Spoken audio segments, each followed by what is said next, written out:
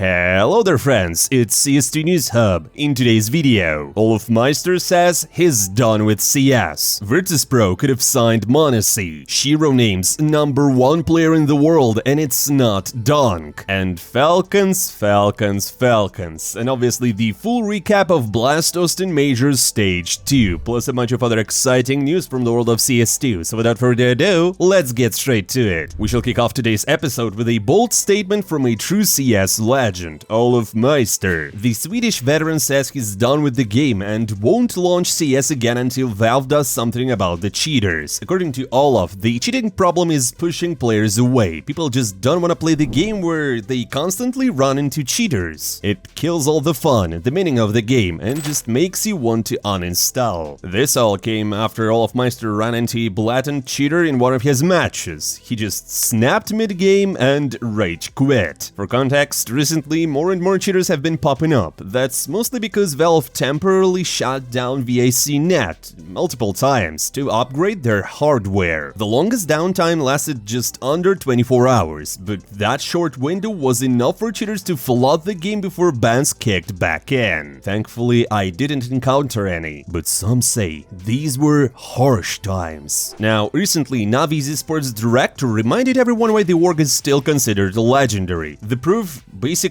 so far this year, NAVI haven't lost a single game or single match to Vitality. There's just one small detail, guys. The teams haven't actually played each other. But I guess at some point of Austin Major, it might happen. I wonder what will turn out to be. Before we move on to the next news, let me tell you about CSGO Fast, as they're turning 10 years. CSGO Fast is the oldest and most trusted website in the history of CS skin games. Feel like Gaben is unfair to you? On CSGO Fast you can open tons of profitable cases and pull that dream skin you've always wanted. They've got a huge variety of games, including intense case battles. You can even invite a friend and win together. Surely you all love raffles. CSGO Fast runs free raffles every 6 hours, giving away skins to random participants. Plus they regularly host special events. Right now is their 10-year anniversary, just look at the prizes up for grabs. And if you're a true CS veteran, you already know the community has trusted CSGO Fast for years. That's why they have a loyalty system for regular users and a ranking system with extra bonuses. Do I even need to mention skin prices? You already know they're awesome. And if you don't want to deposit, no problem, you can always use the referral system to earn points. Use promo code CSGO News Live to get plus 10% to your deposit and a free case. The link will be in the pinned comment. My friends, Virtus.pro's CEO recently dropped an interesting bit of info. Apparently, VP could have easily signed M0NESY. According to him, the org was ready to offer a long-term contract, something between 3 to 5 years, with a salary around $50,000 per month. But after weighing the risks, they backed off. There was always a chance Ilya would ask for more money or simply reject such a long deal. As the CEO explained, signing a player is an investment, and for VP it's not just about talent, it's about how quickly the investment can pay off. I mean, says the guy who has 29 players across different disciplines. The CEO also mentioned that many Tier 1 players have reached out to VP asking to join, but the org has a strict no-trial policy. So when those players get turned down, they just often spin the story and claim that they were the ones who rejected VP, something the CEO says happens way too often, though he didn't provide any names or proof. But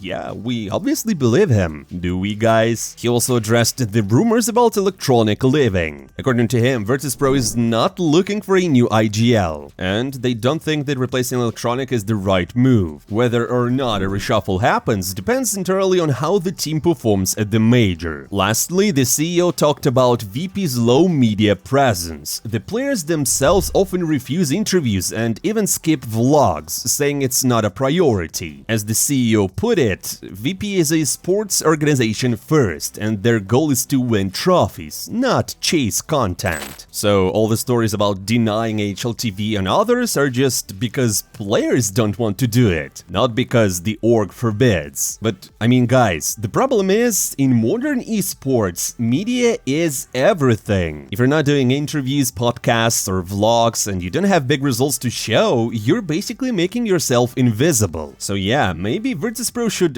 reconsider. What do you think guys? Tell us in the comments below. Speaking of interviews, News, Shiro from Team Spirit recently gave a pretty in-depth interview where he talked about which teams could surprise at the major, what to expect from Team Spirit, and who he personally sees as the best player in the world right now. Let's break it down. So according to Shiro, teams like Aurora, the MongolZ, and NAVI, if they get it together, could be some tough opponents. As for surprise runs, he's looking at Faze and Liquid, but one team he's not worried about at all is G2, because they won't make it. I mean, in his words, obviously, but I kinda agree. When it comes to Faze, Shiro says that Simple is their trump card. After I Am Dallas, he's riding some serious momentum, and he will definitely want to prove himself again at the major, doing everything he can to carry his team to victory. As for Spirit themselves, of course, they're just aiming for a strong run, maybe even to lift the trophy. But they also recognize Vitality as one hell of a team to beat. Still, Shiro believes that Spirit have what it takes to give them a real fight. Now, when it comes to the world's best player and HLTV's #1, Shiro says that ZywOo has no competition, because basically Vitality won a lot of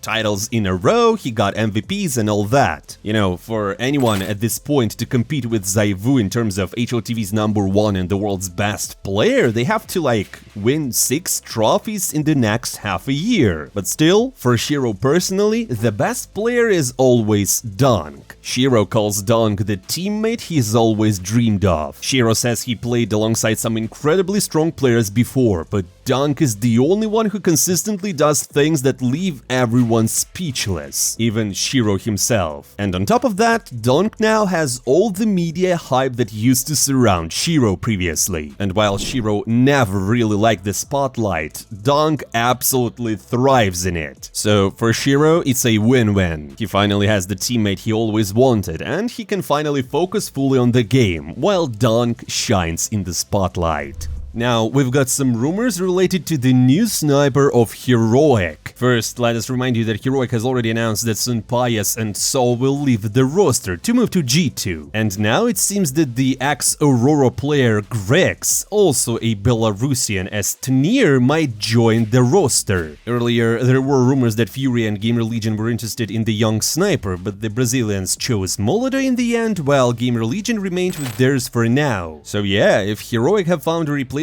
for the sniper, then who will become the new coach? It's still unknown. As a side note, I should say that Grix is one hell of a sniper, although on a tier 2 scene, and he's still young. But I guess it's the Heroic way. If it turns out to be true, they will just bring him up and then sell for like a couple $1 million? Seems like Heroic. Alright my friends, now let's break down the Stage 2 of Blast Austin Major. And if the mid-stage results caught you off guard, buckle up, because that was just the beginning. We'll start with the 2-1 matches. These weren't the elimination games, but rather the fights for a spot in the next stage, so the pressure wasn't as brutal. First up, Pain vs Lin Vision. A pretty predictable outcome here. Pain, fresh off a win against Furia, barely noticed the Chinese squad. They closed it out with a clean 13-8 on the first map and 13-4 on the second, so an easy 2-0 and Pain advanced to stage 3. Next came Furia vs Bait. The Ukrainian squad kicked things off with a super easy Mirage, but the Brazilians clapped back on their signature train and then wrapped it all up on Dust 2. But the twist? Well, it wasn't MongolZ or any of the Brazilians that carried Furia to stage 3. It was Yikinder, dropping a 1.28 rating and leading the charge. He's really back, guys. He's back. Nice guy.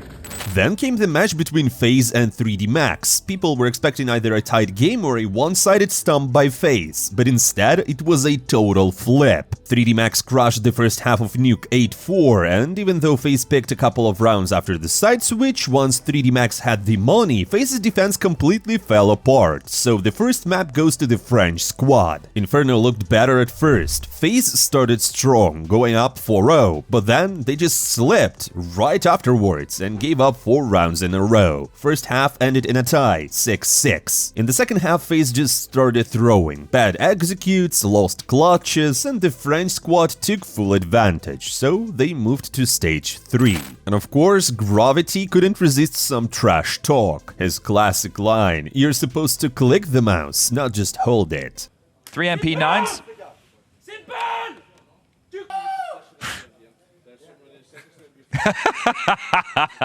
Simple didn't respond, but the stats speak for themselves. He had a rough game. Now let's talk about the 1-2 elimination matches. Nemiga faced off against M0NESY, the last American team still in the tournament. Did home soil help them out? Well, no. Khan went full beast mode, locking down the win on Ancient and then straight up solo carrying Dust 2. That loss knocked M0NESY out of their home major, leaving Elige as the only North American player still standing. Attention, attention! Taxi driving at home in a few minutes.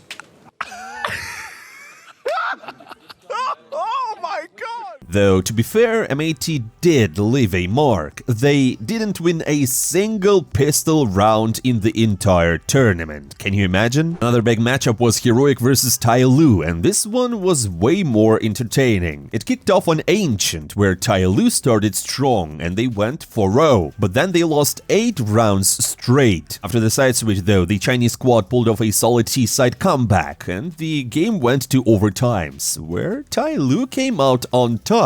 Mirage was way closer, 6-6 at the half, but Heroic looked much more confident on the T-side and tied up the series. It all came down to trade. Heroic took the first half, but the second half wasn't as easy. Still, they managed to lock in 5 rounds on CT side and closed the series. So Tyloo dropped out. But that's not all this match is remembered for. So according to Chinese fans, xFallout was screaming racist insults aiming at Tyloo. That sparked a massive outrage on Twitter, with fans demanding some kind of action. Though after the game, xFallout approached G to explain, said it was all a misunderstanding and that the fans misheard him. G agreed, and that squashed the drama. G also gave another post-match interview where he was clearly holding back tears, and honestly, everyone watching could feel exactly what he was going through. I mean, honestly, G was one of my favorite players throughout the whole major. He has the charisma, you know? And the last elimination match of the day was Falcons versus MIBR, and to hype it up, Dupree showed up in a full Falcon costume on the analyst's desk, and he said it was his own idea, not some brand deal. So it all started on Ancient, MIBR's pick. The Brazilians came out hot, took the pistol and the force buy, but Falcons fired back with a 3-round streak of their own. Once MIBR's economy stabilized, they answered with 3-2. The half ended with 7-5. It was a close fight, but after the side switch, MIBR just disappeared. They only managed to win 1 force buy to give up their own map pick. It really felt like after that kind of win, Falcons should have closed out their own pick even easier with confidence, you know? But then came Nuke, and the downfall began. On T-side, Falcons barely scraped together 2 rounds. Yeah, you heard it right, it was 10-2. The second pistol also went to MIBR, and things were looking grim. To their credit, Falcons pulled themselves together and even managed a small comeback, but the lead MIBR has built was just too much, so despite the efforts, Falcons dropped their own map pick. So everything came down to Inferno. It started out close, but at 4-5, Falcons made a costly mistake. They handed M0NESY an insane 1v3 clutch. Oh,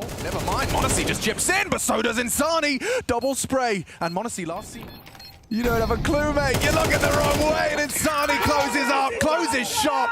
That's impact from m0NESY. And in the very next round, the Shakes team showed once again that retakes aren't their strong suit, losing multiple players in the exact same spot, which gave MIBR an 8-4 lead at the half of the decider. Then they just won both the pistol and the force buy again, so it was 10-4. Although Falcons weren't ready to quit, thanks to magic and some miracles, they clawed their way back to 10-10. And from there, the game turned into a roller coaster, eventually heading to overtimes. The first OTs were relatively calm, but in the second OTs, Falcons threw away the round that could have closed the match. Just picture this: you're T-side, you plant the bomb on B-side, on Inferno, and it's a 5 versus 3. CTs have to retake, and the B-side is already really hard to retake, and in a 3v5, almost impossible. The B side lost. And Sani empty-handed, 27 frag haul. Breno's been doing everything he can for the boys, and he keeps going. Soda's safe. Are they doing it? Is there a way back in? NiKo's gone. Only matches. I can't believe it. MIBR on the defuse, and we need another. They went down. MIBR had, like, what, a 1% chance of winning the round? And then it just all fell apart. TaSys gets picked on banana. M0NESY misses his shot and follows right after. At the same time, Safe wins a duel at coffins. So suddenly it's 2v3. So MIBR just hand down the last two players and steal the round, breaking the economy and breaking the players themselves. Falcons tilted. They tilted hard, and MIBR took full advantage. They won the second OTs and knocked Falcons out of the tournament.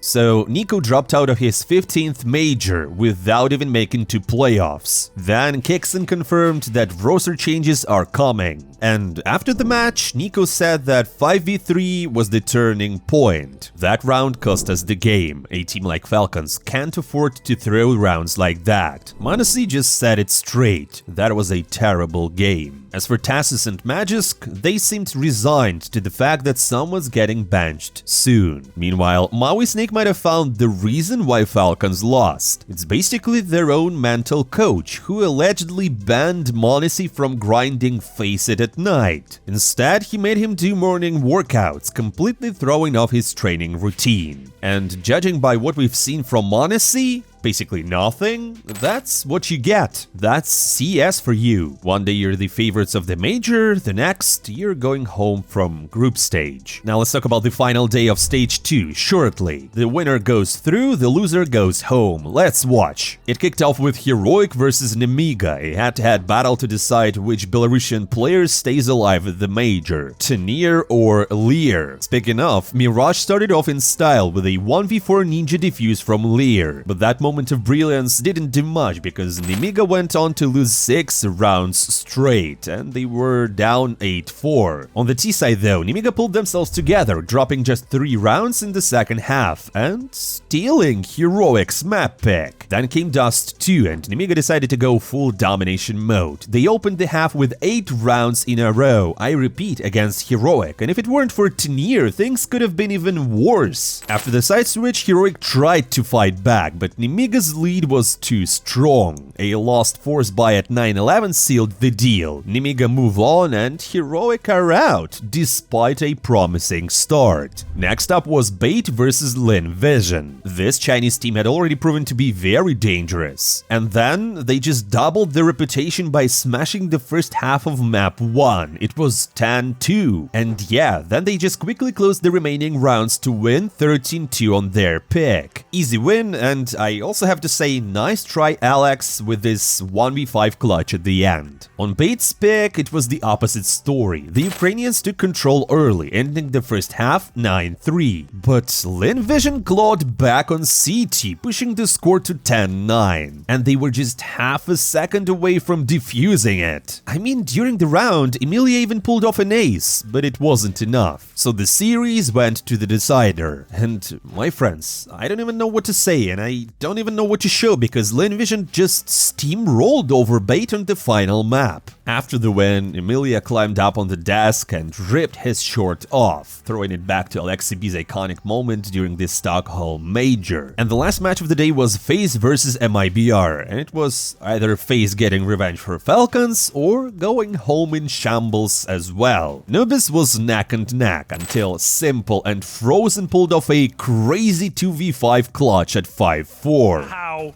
And that is a great example of it. Faze in a 2v5, Simple in a late round, closing it out with Frozen as well. Nice! Faster! Damn it! Good fucking shit! We can always win! I don't care how! Very good shit!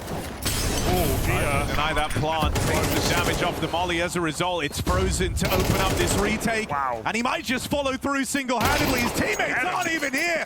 Frozen, one-man army, 4 kills to find map point for FaZe Clan. Which basically broke MIBR, because after that they didn't win a single round. It was a total shutdown. On Ancient, it started off with a clutch from Elige, followed by another one from Simple, giving FaZe a narrow 7-5 lead at the half. But this bomb is already half gone. The flash turns crosshairs back. Simple lines him up. He needs a round, and he's got it. All 3 for Simple. But on CT side, MIBR came alive, winning 6 straight, and Brian pulled off a slick 1v3 clutch. At one point it was 11-7 for MIBR, but the kings of comebacks, FaZe Clan, made it. They pushed it to overtimes, and once they got there, they didn't drop a single round. Simple closed it out with a beautiful triple kill. The Simple show starts late in the day, but better late than never. Please. Yeah!